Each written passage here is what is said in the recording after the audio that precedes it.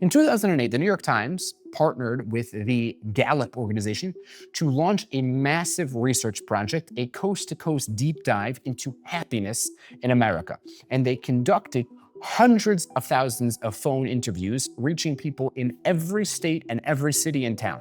And respondents were asked about everything about their emotional well-being, their job satisfaction, their physical health, relationships, overall quality of life. They went through everything that would make a person happy.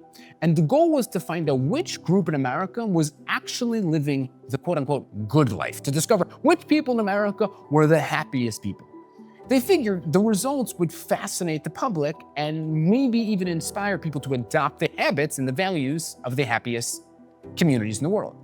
They called it the Gallup Healthways Wellbeing Index. And when the results came in, the New York Times quietly decided not to put it on the front page as they planned. Why?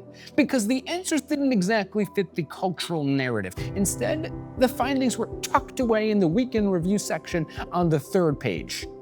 Want to guess who ranked as the happiest people in the entire United States? Yeah, you guessed it.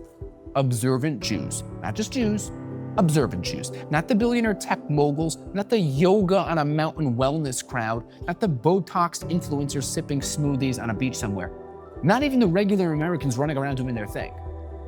The happiest people in the entire North America are the observant religious Jews. It's the people who still dress like it's the 1920s. The ones who start their morning with tefillin and tefillah. The ones who don't use technology for 26 hours every week. The ones who fast, who pray, who cry over ancient texts and whisper blessings over bread. They're the happiest. The world was stunned. You know who wasn't stunned?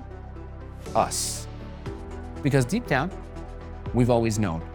Beneath the static of modern life, the noise, the guilt, the confusion, we know exactly where joy lives. We've tasted it on Shabbos, we've felt it in the warmth of our homes, we've heard it in the laughter of our children, in the quiet strength of a community that shows up when it matters most.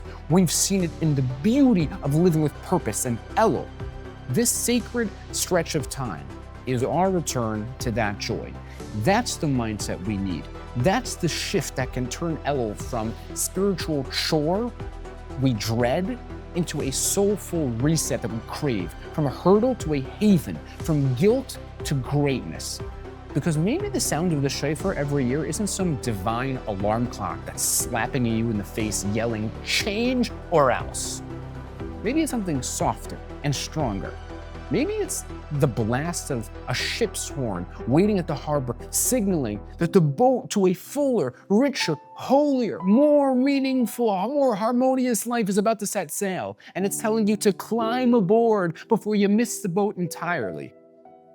Maybe the shofar isn't a threat, but an invitation to climb aboard the boat sailing to the most fulfilled life on earth. Because the question of Elul isn't, are you ready to change? The question is, are you ready to stop missing out?